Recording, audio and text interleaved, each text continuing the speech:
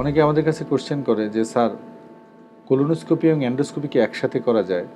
হ্যাঁ, অনেকগুলো সেন্টারেই কোলোনোস্কোপি এবং এন্ডোস্কোপি একসাথেই করা হয়, কিন্তু আমাদের এখানে যেহেতু আমরা কোলোনোস্কোপি করি ব্যথামুক্ত পদ্ধতিতে, কোনো অ্যানেস্থেশিয়া ছাড়া, সো আমরা কোলোনোস্কোপি করার দিন এন্ডোস্কোপি সাধারণত করতে চাই না।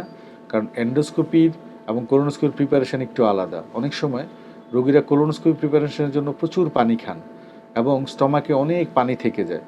সো কোলোনোস্কোপি করার সাথে সাথে এন্ডোস্কোপি আমরা করতে যাই, সেক্ষেত্রে স্টমাকে মানে খাদ্যনালীর উপরের অংশে অনেক পানি আসে, যেগুলো বমির মাধ্যমে অ্যাসপিরেশন হওয়ার সম্ভাবনাও থাকে এবং পেশেন্টের ডিসকমফোর্টটা অনেক বেড়ে যায়।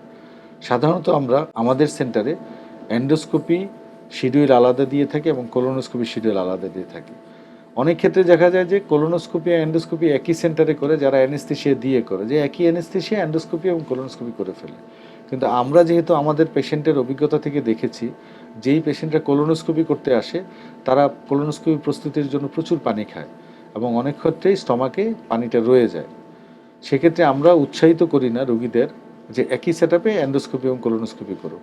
তবে হ্যাঁ, অনেক ক্ষেত্রে যেই পেশেন্টরা কোলোনোস্কোপি করার পর 4 ঘন্টা অপেক্ষা করতে পারেন, সাধারণত 4 ঘন্টা স্টমাকে খাদ্যগুলো থাকে, পানিগুলো থাকে, সে 4 ঘন্টা অপেক্ষা করে, এই সময়টা যদি অপেক্ষা করতে পারেন তখন আমরা 4 ঘন্টা পরে একই দিনে এন্ডোস্কোপি করে দিই।